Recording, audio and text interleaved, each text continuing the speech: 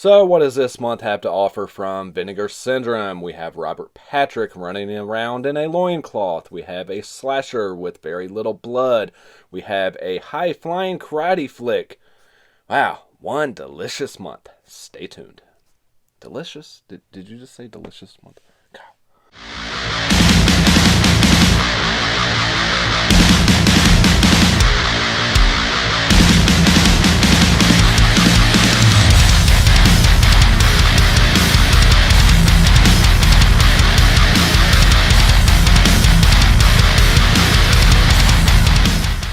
What is up, guys? Welcome back to the channel. Back with another review video for you guys, reviewing the March 2021 package from Vinegar Syndrome. I almost said 2020. I forget what year we're even in. It goes by so fast, you know. Before I get started, as usual, if you guys would, hit that like button, hit that subscribe button if you guys haven't already, and drop down that description box for all your links to social media, merch store, Patreon, all that good stuff. All right, so, interesting month here. A lot of, I'll say, newer films as far as what Vinegar Syndrome releases. Late 80s, 90s type stuff, as opposed to your 70s, early 80s that we're used to getting from them. So, yeah. I watched two of these so far at the time of this part of the recording. I still got one more to watch. So, I have watched Last Gasp and Rush Week. So we're going to start out with Last Gasp being the first one that I watched, and then I still got to watch Death Promise again at the time of this right here. I'm trying to get these recorded before I forget everything about the movies. I was originally doing these and watching all of them and then reviewing all of them at once and trying to edit all at once, and they just get mixed up and I forget what was what and everything. So with that being said, again, I've watched two of the three so far, and so far, I'm not necessarily disappointed, but I'm not necessarily impressed either. But we'll get more into that as we talk about the movies here. So, we're going to start out with Last Gasp from 1995. Your main star in here being Robert Patrick, of course, playing the T-1000 and T-2, his most famous role, I'm sure. He was also, I know, from The Faculty, playing the football coach in that, because it's one of my favorite 90s horror movies. Absolutely love The Faculty.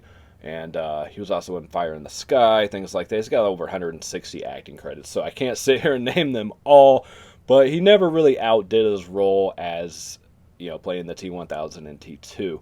Was something that major. You would think he'd go on to like greater things, but he stayed steadily acting through the years, and actually has a show coming up in 2022, I do believe, as well. So I forget the name of it, but yeah, so he's still working today and everything. So you also have in here Mimi Craven as the main woman, Nora's best friend, who a lot of people remember from Nightmare on Elm Street, the original, playing the nurse in that.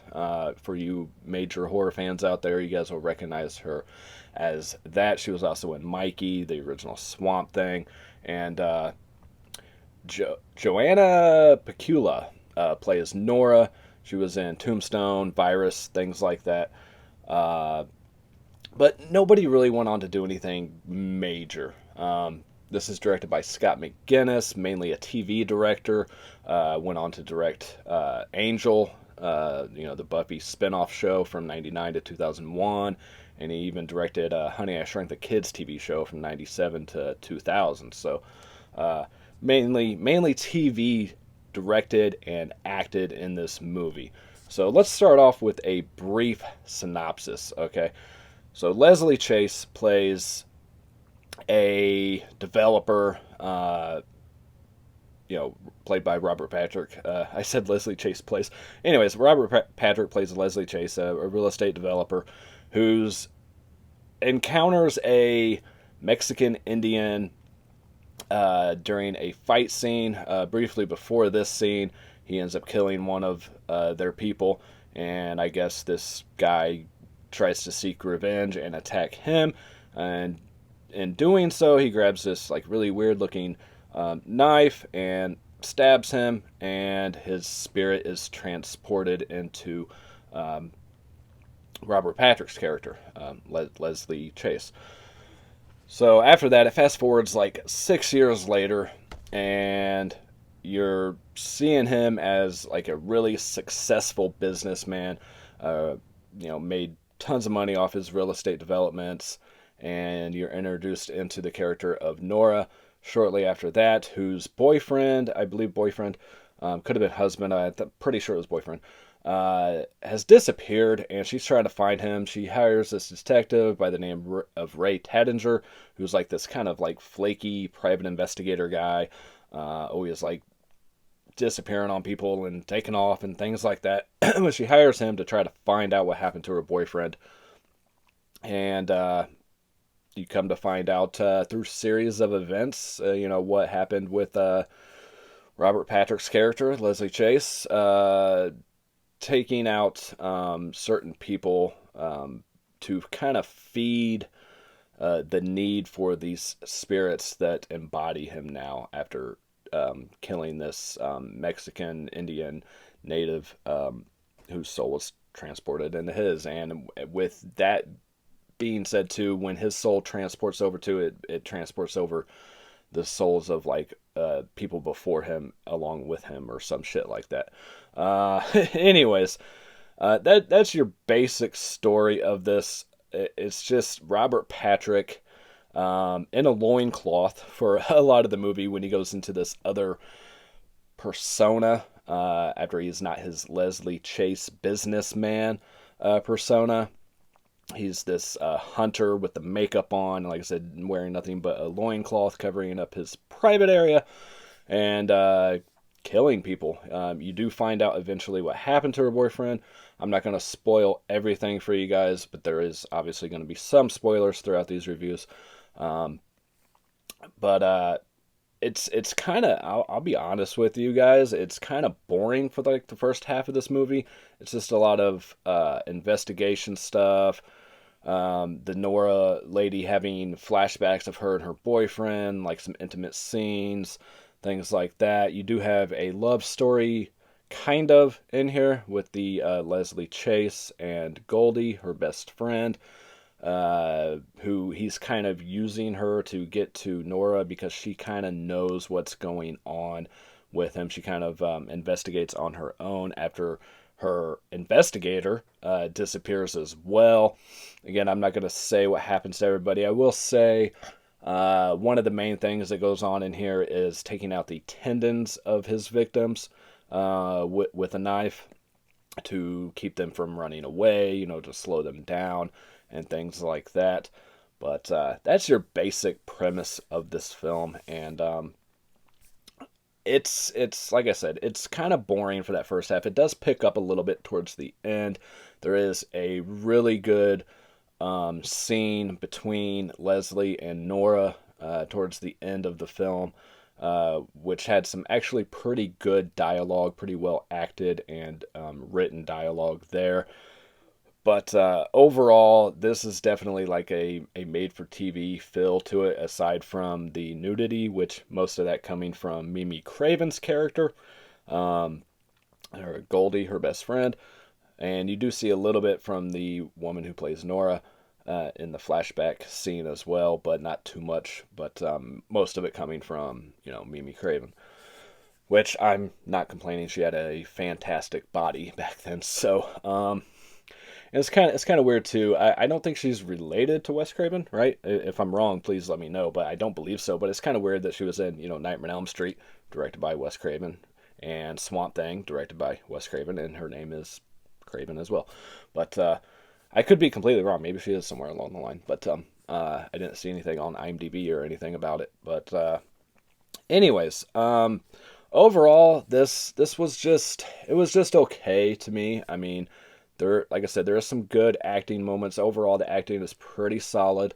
The gore is okay. I mean, it's nothing extreme or anything like that. There's not like a high kill count or anything either. But it's more of an investigation movie than it is a horror film, I think. Kind of a thriller, more than horror. But this is the release here with the nice slipcover. You get that shine in the print of the title of the film. And features on here, all you get is some extensive outtakes, which to me outtakes are like when they mess up and have to redo the scene. And a lot of these I did watch them, and they weren't really outtakes to me. They were just extensions of the regular scenes. I guess that's what they're considering outtakes. You do get the new 4K scan. It looks absolutely fantastic. Of course, I mean, it's from 95, so you're going to have a little bit better quality anyways. But other than that, you don't get any features. You just get the outtakes. No commentary, no interviews, no new talking to any of the people involved with the film, which I found really weird. I mean, I'm sure Robert Patrick was available. I mean, it's not like he's a big star or anything, but he does seem pretty busy. Like I said, over 160 credits to his name. So you do get a couple other side characters in here as well. You get the guy who I believe his name wasn't Cooter, but he works for like Cooter's Towing or something like that, or whatever it is, who impounds the boyfriend's truck at a point, and the investigators questioning him and things like that. He's really the only other side character that's memorable at all. But this is a Region A locked release as well on the 185 aspect ratio, and it looks and sounds great. I will say that. I think it's shot really well. I don't have any complaints on the way that it's shot. The music, the score, and everything is fine. This is the reverse art here, of course, and just your Blu-ray like we usually get now, without the DVDs anymore. But yeah, I mean, overall, it's a pretty solid film. It's not anything, like I said, that I think you're going to really remember, like, years down the line or anything. Oh, that movie where Robert Patrick's in a loincloth and killing people. That's going to be the most memorable thing there. It's a decent watch, definitely, and I believe this is streaming for free on IMDb TV. So if you guys want to check it out there, definitely do so before purchasing. It's probably on Tubi or some shit like that too. But like I said, overall, nothing outstanding, nothing fantastic, but it's a pretty solid watch, and definitely recommend checking it out. I just noticed like gleam in like his eyes and shit too. So it's really nice slip on this. All of these releases had very nice slips this month. But this is Vinegar Syndrome number 351 for those interested in spine numbers. And like I said, pretty solid overall. Definitely stream it first unless you guys are like me and you buy every Vinegar Syndrome release. It's not going to be for everyone. Like I said, I kind of was in and out of it through the first half. Like, come on, something happened here. I mean, it starts off with like this ritual right off the beginning, like this Mexican Indian ritual seance type scene. And then goes straight into Leslie Chase, being over in that area and killing one of the locals and getting attacked. And then you're transported, like I said, 6 years later, and a lot of dialogue going on. So, but the second half does pick up, like I say, and overall enjoyed it. So, let's move on to the next one. Well, now we move on to Rush Week. Now, this one I had a great time with. Absolutely just enjoyed the hell out of this movie. Let's run through the synopsis real quick. Very simple synopsis on this one. You have a fraternity, the DBD, I believe it was. It's Rush Week for this fraternity, and it doesn't go into a lot of depth on like what they do with the pledges and everything. There is like a scene where they're all dressed up as women, things like that. There's a scene where they drive by on a bus, mooning everyone, things like that. But it doesn't really go into the Rush Week like fiascos that take place, but it basically revolves around the murders that take place during Rush Week. So Yeah, you have a killer dressed in a cloak with a double-sided battle axe and not much blood. So that's the one downfall to this movie. I think if this would have been a little more graphic, it would have done a lot better and held up a lot more. But I will say too that this was came out in 1989, and it feels more like an early 90s movie. I mean, 89 is pretty close to 90, but it definitely feels more like a 90s movie than an 80s movie to me, anyways. Besides some of the hairstyles and things, because it does delve with like computers and stuff like that, and just the clothing and everything doesn't scream that 80s era. But it's a pretty simplistic story. It's just a person dressed in that getup and killing mainly young women. The young women usually go and have their photos taken by a guy who also runs the cafeteria at this college, who's like the head cook, and his name's Arnold Krangen or something like that, played by John Donovan, who didn't do a lot of other acting. His most famous roles are probably Austin Powers, Goldmember. He played the Toothless Gardener, and he was in Ghost of the Abyss, which is a James Cameron documentary on finding the remains of the Titanic and things like that.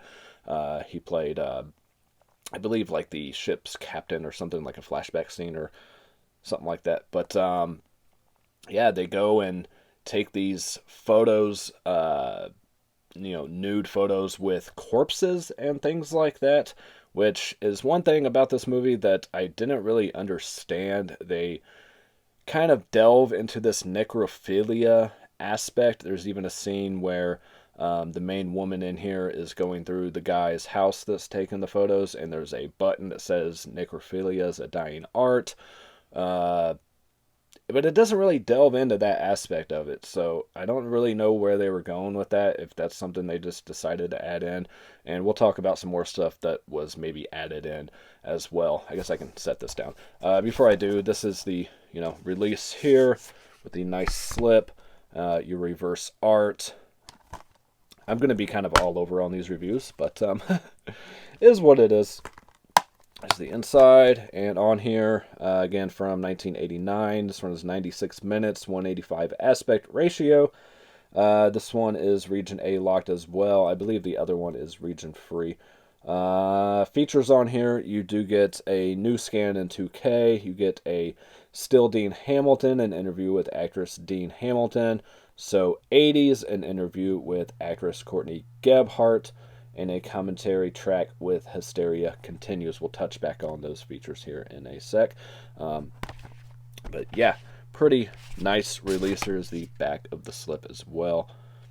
And your spine, and this is number 352 in the line. So yeah, your basic story is just someone going around and killing these women, and you're kind of trying to figure out why. And you have Dean Hamilton plays Jeff, the leader of this fraternity, and I said you don't get a lot of the hazing rituals and things like that. You do get a little bit, and then you have Tony. Tony Daniels is the main chick in here, played by Pamela Ludwig, who didn't do a lot of acting. She was in the Vinegar Syndrome released film Pale Blood in 1990. That's where I got the name Laurie, because she plays Laurie in that. But she only had like 16 acting credits to her name, and her last thing she even did was Pale Blood in 1990, which is kind of odd. And you do have the dean of the college, played by Roy Fiennes, who plays Dean Grell. He was also well known mainly for TV stuff like General Hospital, From Here to Eternity, the Dark Shadows TV series, and didn't do a lot of actual film roles. The interview on here with actress Courtney Gebhardt. She plays Jonelle Watson in this movie. Again, she didn't do a lot of film either. She did appear in Summer School, and she did, going back to Nightmare on Elm Street, appear in an episode of Freddy's Nightmares. I do believe she talked about in this interview that's on here with her that she went on to be like a life coach and had like, kids and things like that, so the acting just kind of got pushed to the wayside. The interview on here with Dean Hamilton, He went on to be more of a producer. Nothing extraordinary, but he does stay steadily working. A lot of TV stuff, things like that as a producer. Like I said, didn't do a whole lot of acting. And then you also have a cameo in here with Greg Allman, who plays Cosmo. Don't really know what the whole point of his role in here was. I think they just wanted him in here as an appeal to that generation, to have a, you know, kind of star in the film, of course, from the Allman Brothers Band. He plays the faculty advisor, which the main scene that he's in is just a chicken there topless, and they're going, and things like that. Don't really, again, know what his role was in this movie. I guess to add kind of a red herring aspect to it, so you're kind of thinking maybe he's the killer or something like that. I'm not going to say who the killer is. I'm not going to spoil that for you guys, but I will say it was pretty damn obvious who the killer was in this. I mean, you're mainly going to be torn between two people as you're watching this, but again, pretty obvious, especially after an exposition from one of the frat brothers saying what was going on. You're kind of given, you know, more of a heads up of who the killer is. But I kind of thought maybe there was two there for a little bit, and I'm still not quite sure with the way that it ended. It could have been a little bit, could have turned into something else for sure. But yeah, this was a really fun watch though. Like I said, there's not a lot of gore in this. In fact, you don't even get any gore until like the last 15-20 minutes. The kills up before then. You have the killer with the double-edged axe, and then it cuts away to the next scene. And normally that would not work for me, but it for some reason it does in this movie. I don't know why, but it didn't bother me. There is a scene too where there's some drops of blood on the floor and is picked up to be investigated. But other than that, that's your only gore until towards the end. Again, I'm trying not to spoil everything, but there is a kill scene towards the end of the film where the axe is embedded, and there is a scene at the end of the film with a decapitation, which isn't very well done either. But they try to do some weird slow-mo shit there at the end as well. It didn't really work for me. Other people seem to like that aspect, but it just kind of didn't fit the whole rest of the film, because there isn't any of that throughout the whole movie except for that. And it's just kind of shot kind of not great. But the rest of the movie is shot really well. I will say that for this, the cinematography on this was excellent. The music was great. You have a lot of like punk and stuff like that. And the one band singing with the girl. So you try to do your best, 'cause you know it's the only thing that keeps you going, 'cause you look like all the rest, so you do it. Yeah, you do it. You need something new, yes you do. You need something new, yes you do. In your life, maybe tonight. Is actually a really catchy tune. And really enjoyed that song as well. You do have music on here from the Dickies. I know during the commentary with the Hysteria Continues, they were talking about like punk and stuff, like Dead Kennedys, Dead Milkmen, which I'm a fan of as well. And it had a great atmosphere to it. It had a lot of blue tints and the reds in the house as well. And the acting's pretty solid all around. Dean Hamilton, I thought did great as Jeff, as the leader of the fraternity. I would have liked to seen him been in a lot more stuff. I think he had a really great presence.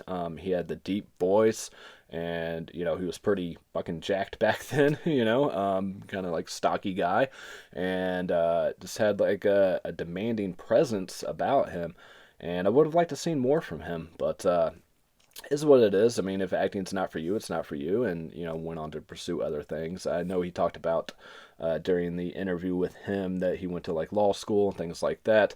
And so it sounds like he had a lot of things that he was interested in, but producing seemed to be what he was most comfortable with, passionate about, and most fitting for his life choices.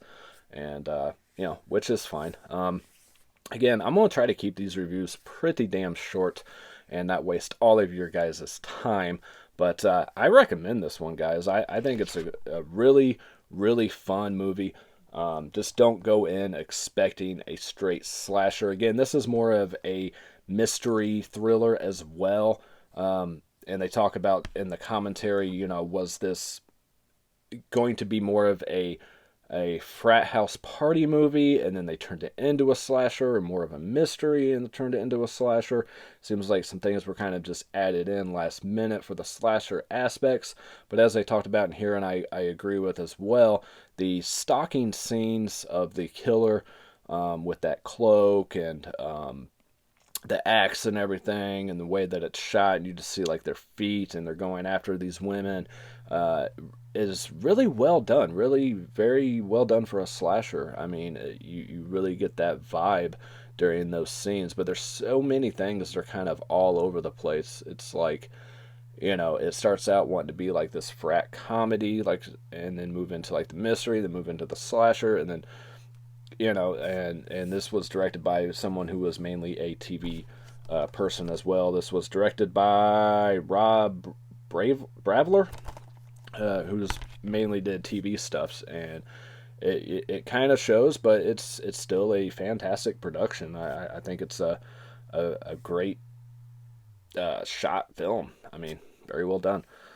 So this one I definitely recommend you guys grab. Again, don't go in expecting a gory slasher or anything like that. You do get your plenty of nudity in here with the girls going in to get their photos taken and posing with the corpses and things like that. There's another scene in here too. I'll go ahead and spoil this one for you guys, where the teacher brings in a dead body, and that body's not quite dead, and the teacher falls over. Looks like the dude had a fucking heart attack and died, and there's nothing else even said about it.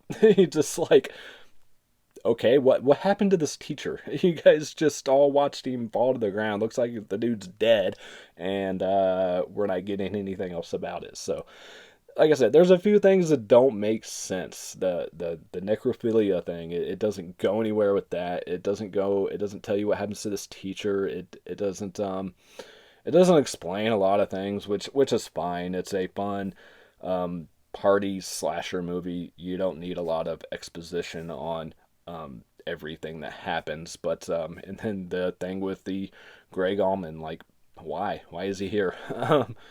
There is some nods to some other horror films in here as well. There's a scene where a prostitute is, doing her thing, and you can pay to either go get you some, or you can pay to watch, and you see some Hills Have Eyes posters in the bedroom, and then there's a scene where they're having a costume party, and one of the frat brothers is dressed up as Freddy Krueger, very poorly though, but the red and green shirt that he has on is terrible, and the mask isn't great either, and he's wearing like a beret to start with, so it's like a French Freddy. I don't really know what's going on there, but there is some nods to some other horror films and things. It's just a fun watch, guys. Again, I recommend picking this one up for sure and adding it to the collection. I enjoyed this one a lot more than Last Gasp. I think Last Gasp was more of a straightforward film than this was. It may be better acted, but I had fun with this. Like I said, the one frat brother, I forget his name. I didn't write everybody's name down, but his hair, his perm that he had in this was just ridiculous. And you do get like a creepy guy. I think his name is Mortician or something. He brings the body into the classroom and things, and you see him outside of windows here and there. I couldn't even find him credited on IMDb. So I don't know if that was thrown out there as like another red herring thing. I'm thinking maybe he's the killer because he just pops up here and there. I don't know. But So far, like I said, I got one more to watch, guys, but I've been satisfied with these. A great time with Rush Week, and a solid film with Last Gasp. So let's head on and watch that one. It'll probably be a different day than this next time I'm back on after this cut. So, yeah. I just can't cram them all three in one day and do them all at once.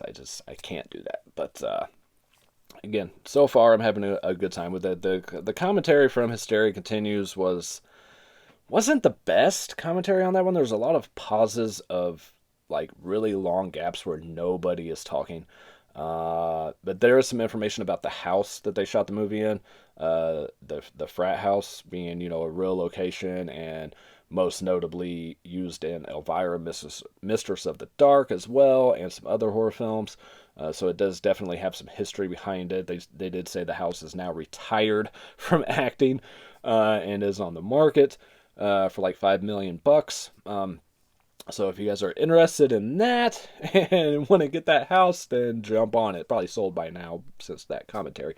But yeah, it was a fun watch. And like I said, the commentary could have been a little better. Usually those guys are pretty great, but there was a few informative things. Yeah, there was a mention of Laurie Strode riding a motorcycle in Halloween from one of the guys, which is like, what? I don't know where they're going with that. Oh, and there's a scene in Rush Week 2. I want to point this out that makes somebody really suspected to be the killer. Is they go to this kind of cabin in the woods type thing for this picnic, and they're trying to seek refuge because it's raining. That scene went like really dark for a second when they got there, and yeah, so there's a lot of things in here that you're not sure who the killer was, but I knew who it was off the bat, and I'm glad I was right. But it does also talk about, and again, I know I'm all over the place with these reviews, some backstory to what happens with the dean's daughter, who was also dating the Jeff character like a year prior to the events occurring now. So you do get that exposition as well. I just wanted to throw that out there. So there is some good story to it as well as to why things are happening the way that they are. So, all right, let's move on to Death Promise. And yeah, I've spent way too long talking about Rush Week, so let's move on. All right, so moving on to Death Promise. Death Promise. Yeah, Death Promise from 1977. So, yeah, this is the oldest one of the bunch here. And I'll just start out by saying, wow, this was something, to say the least.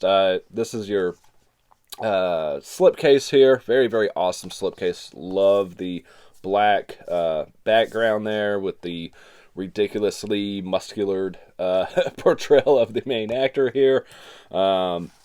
He's not quite that ripped, but yeah.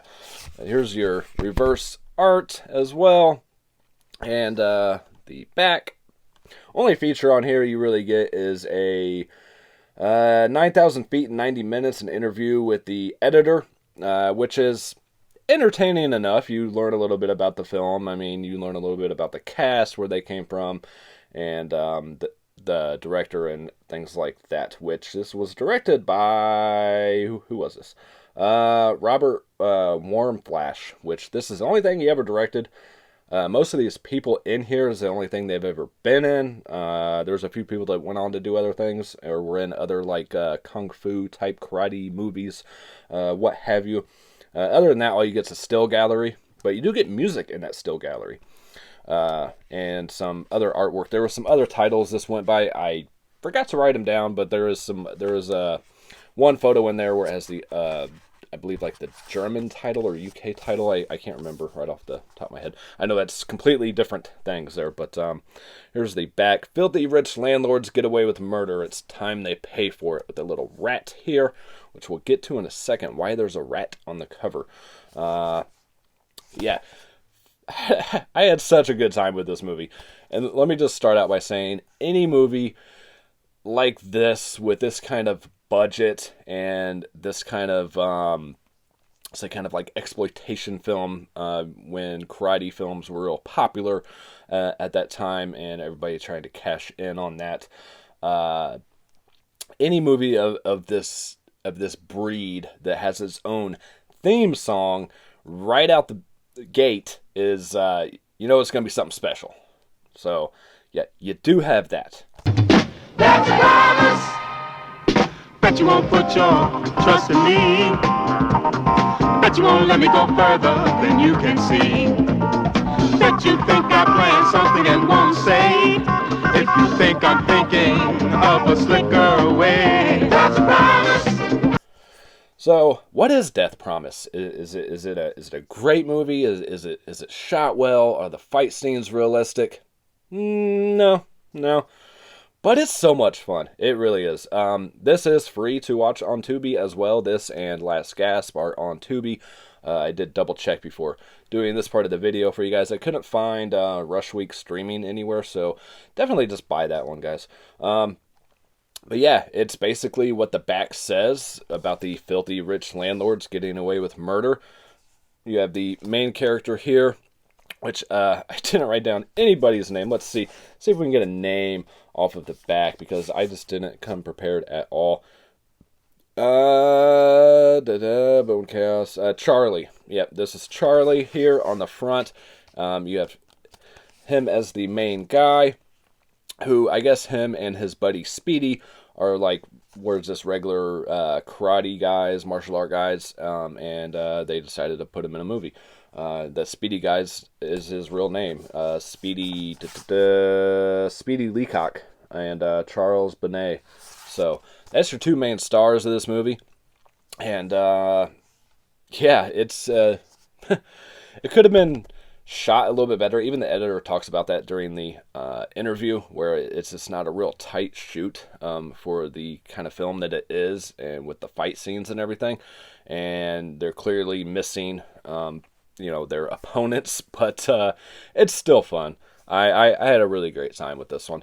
Definitely one you get some friends together and have a few drinks or whatever it is you prefer to do when you have friends over, and just have a great time with. So yeah, Charlie's father is killed early on in the film, and he leaves a note with his karate instructor. This is the person that did it. If something happens to me, this is the person responsible. And he's told to not give him that note and tell him who is responsible until he goes and does this other training and calms himself down. So he trains with this other guy who's like a complete master at martial arts, and he comes back from that and starts seeking vengeance on the people responsible for his father's death, along with the help of his friend Speedy. And along the way too, you get another guy that was part of the martial art school thing that he went to, comes to New York to track him down and hang out with him, and hey, we're into some shit, and you want to join us? Cool. All right. Actually, he has to join, and then he says no, and then he just says, come on, and he's like, okay. Like, he doesn't put up much of a fight. There's a couple times in here where Charlie doesn't put up much of an argument with anyone, where he tells him no, and then they just kind of say one other thing, and he's like, all right. But anyways, that's your basic storyline for Death Promise. And they go out and start taking out everyone one by one, off the list of names, who all was involved, who was responsible, and then take out the leader of, the main landlord, overseer of everything. I guess they're trying to get everybody out of these buildings so they can have them to themselves or demolish. I don't even really know why they were trying to get everybody out of these buildings. It doesn't really tell you.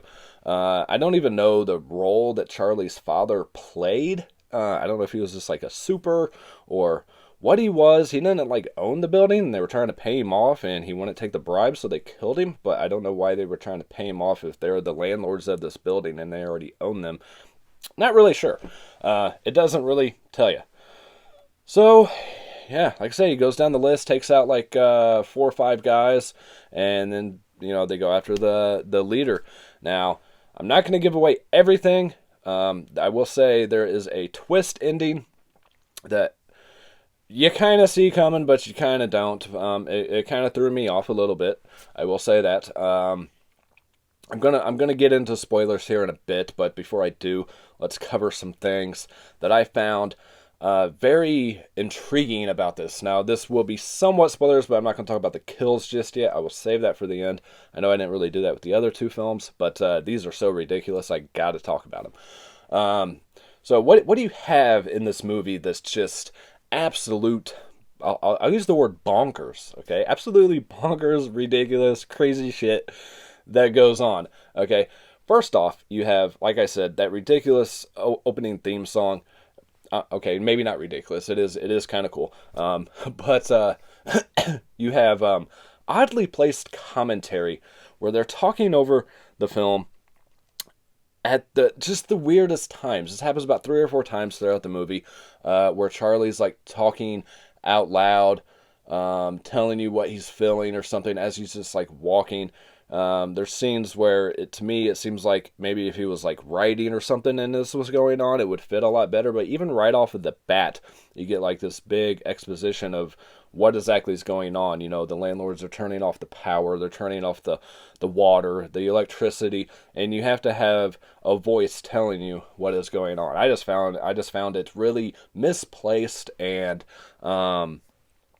just unnecessary. In large U.S. cities, millions of people live a life of poverty in old run-down apartment dwellings. The poor tenants trapped in these buildings must put up with constant harassment by greedy landlords who want to throw them out for higher rents. These rich slumlords go to ruthless extremes to evict poor tenants, and nothing seems to stop them. When you can't afford to move, even a rat-infested tenement can be called home. Damn it, they turned the gas off again. But when landlords turn off your heat, water, gas, and electricity to force you to move out, there's only one thing to do: fight. This is the story of such a struggle. Like, the main character could have been like, man, they turned our power off and water off again, and they really want us out of here. You know, that's all that needed to be said. Like, we didn't need this big exposition of what's going on in the film. But, you know, is what it is. Okay, so aside from that, you have a scene, which I don't even really know why this was in there, but you have stock footage, I'll say. That's what it looked like to me. Anyways, I could be wrong. Of a fire that's taking place at one of the buildings. It's clearly nighttime while you see the fire going. And then it cuts to Charlie, and it's clearly daytime. I don't know. Maybe I'm wrong. Maybe it was just because of the fire and stuff. It looked dark. I don't know. What else do you have in here? The ridiculous fight scenes. I mean, they're just... Like I mentioned, you know, you can tell they're not landing the punches, the kicks, the sound effects, everything like that is just pure cheese. Aside from that, you have the weird breathing, especially when he gets to this place where he's going to train.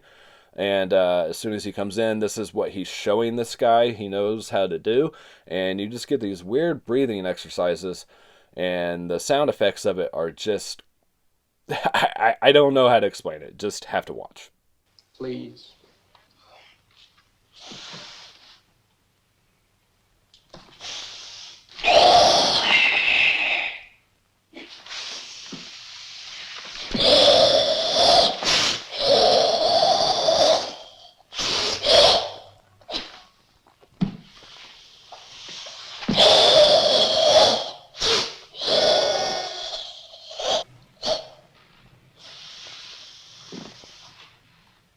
You have a scene where a guy just parks in the middle of the road. You clearly see parking on the left and the right of the street. He just parks his Cadillac or whatever the hell he was driving. I'll throw the scene in or whatever. I don't remember the car off the top of my head.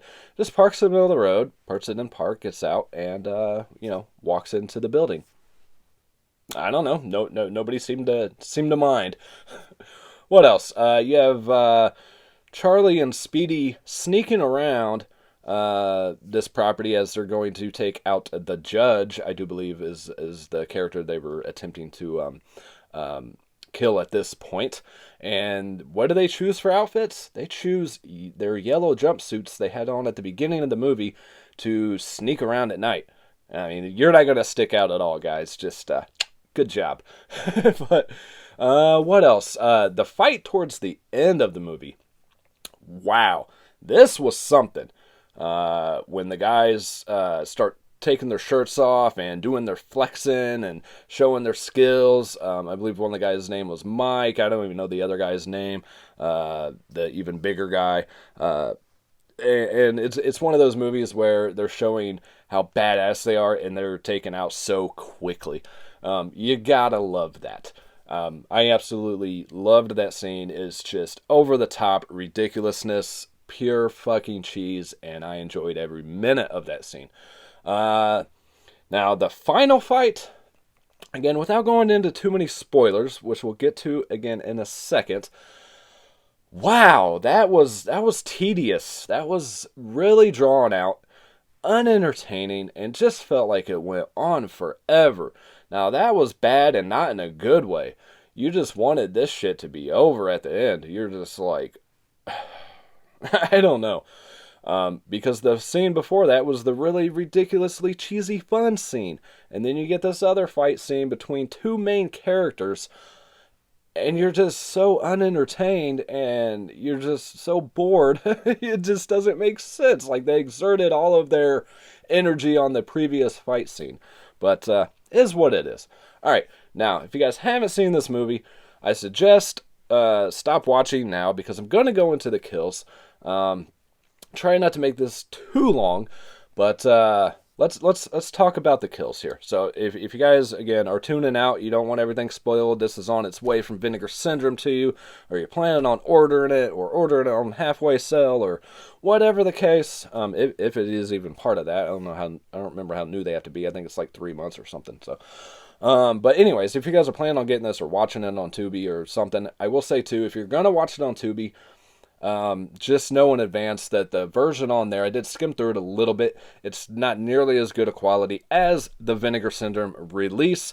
So if you're holding off just because you really want to see it and you really want to own this, I suggest just holding off for this release and getting the best experience.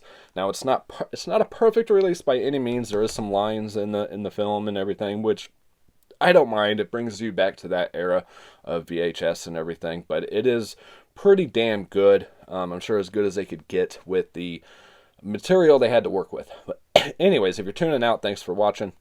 If you're staying, be prepared for some spoilers. All right, let's talk about the kills. I don't know if I had these in order or not, but you do have a kill with some arrows. The first guy that they take out is always practicing his bow and arrow skills. He has his sidekick, his main guy, go get his set so he could show his skills.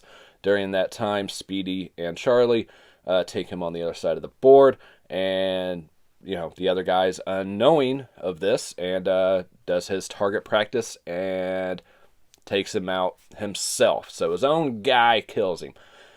Not too bad. Okay, something different. I'm not sure how that would really work. I don't think the arrows were really going through the board. I mean, you have this big thick pad and everything. But anyways, it's not too bad.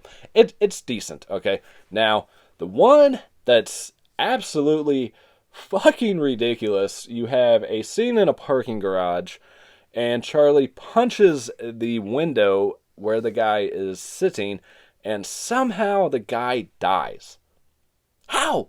How the hell did this guy die from Charlie punching this fucking window and he's just dead? I have no idea. Absolutely ridiculous, but whatever, man. All right, the poison with the bamboo and the string while the judge is sleeping. Okay, it's an ancient Japanese assassin trick, like a secret assassin trick from Japan. I thought it was going to be more ridiculous than it ended up being when he said it was like a secret, Japanese tradition thing or something, whatever the line was. But it wasn't. It was a little creative. I'll give him that one. All right, moving on. You have the character, I think his name was Jackson. Again, I should have wrote down names or something. But you have him killed by the rats. finally, you see why there's a rat on the back. Up until this point, I'm like, is there really a rat on here? And you got it on the front too. Why is there pictures of rats? Up until this point, all you see is a scene where some guys are taking a box full of rats into the apartments, trying to get people to flee the apartments, the buildings, whatever. And up until that point, you're like, is there really a rat on here because of that one scene that really did nothing? So you have a bag full of rats tied on this guy's head, and they're trying to get their way out. And what do rats do when it's dark and they're trapped? They're going to gnaw at anything possible, and that's actually a pretty cool scene. I'll give him props on that one. Now, going to the main guy. We're already doing spoilers, so it doesn't matter. There's a scene early on while Charlie is training. Shows you one scene of him chucking a throwing star at an apple, and you keep that in your mind. I kept it in my mind. When is this going to come back into play? It's going to wait till the main guy, and he first gets a throwing star to the hand. As he's running away, he gets one to the back of the neck, and then he opens up a door and runs right into a sword. And that's the end of the main guy. Not too bad. Like I said, the only really cheesy one is the car window. How the hell? The rest of them, okay. Cool. Again, I'm not going to spoil everything, just in case you guys are still watching and haven't seen the movie. I don't want to give away the twist, but let's just say, I will say the Yakuza is involved, which is, like a Japanese gang or some shit. I don't even know myself too much about that. I've heard the word and things like that. But, yeah, somebody was trying to do something to benefit themselves and maybe kind of set someone up. I'll say that much, but I'm not going to give anything else away. Like I said, in case you guys are still watching because you want to know about the kills, I'll leave it at that. But wow, this was a fun release, guys. I recommend this one 100%. I didn't think I was going to have as much fun with it as I did. This is something, even though it's free on Tubi, I never would have watched in a million years without Vinegar Syndrome releasing it. Yes, they released some bad movies. This is a bad movie, but it's a fucking blast, man. It really is. I hear a lot of people talk shit about Vinegar Syndrome. Gift wrapping a turd, putting a nice slipcover on a shitty movie and everybody buying it. Yeah, we do. Get over it. That's what we do. We're collectors, I don't care. Whatever. Again, something I would have never experienced had they not released it or any boutique label released it. I would have never pushed play on Tubi and watched this movie. And I'm glad I did, Again, is it a masterpiece? Is it a Oscar winner? No, it's not. It's terrible, but it's fun. And at the end of the day, that's all that really matters, is that you had a good time. You don't feel like you wasted your precious time of your life and that you'll never get back. You had fun with it, and in that moment, even if you don't ever revisit it, in that moment, in that hour and a half to 2 hours of watching a movie, you had a good time. Your mind was off of everything else in life, and you were just watching this movie, escaping reality, and having a blast with it. And that's all that really matters. I mean, to me, anyways, we get to leave this shitty world that we live in for that amount of time and just turn our brains off and have, just pure fun with something. So, anyways, all in all, guys, you guys know where I'm going with all that. All in all, I say the weakest one for me was Last Gasp. Again, the first half is just a little bit boring. It does pick up a little bit. You do have some throat gougings and things like that. And you got Robert Patrick damn near naked in a loincloth. What more do you want, man? Dude was pretty fucking jacked back then, Whatever. And you get plenty of nudity with the Goldie character. So, I mean, Rush Week is a definite purchase. Again, I had a great time with it. Not your gory slasher, but all around just a really fun movie. Really well shot. I love the cinematography on this one. Definitely pick this one up, guys.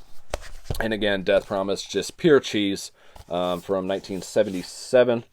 I do believe, yeah, 77. This one is region free, by the way, guys. So if you guys are overseas and you're not region free, you can still grab this one. If you guys are not fans of slipcovers for whatever reason, and you still want these movies, I will leave links to these on Amazon. If you guys want to purchase them through my affiliate link and give back a little bit to the channel and still get what you want, feel free to do so. Yeah, I was holding them like that. That way I could go ahead and do a thumbnail. So, yeah, here's all your spines again and all that good stuff. I hope you guys enjoyed this video. I know I was all over the place. I got to get back to this kind of routine.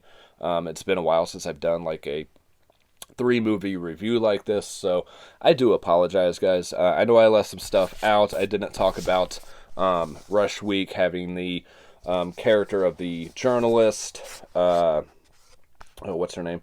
Tony, being the journalist in here and trying to investigate these murders and stuff as well, and kind of things going on with her and Jeff, like the love story side of things and everything. I was just trying to go through them pretty quick, and not bore you guys too much and waste too much. Yep, 2 months.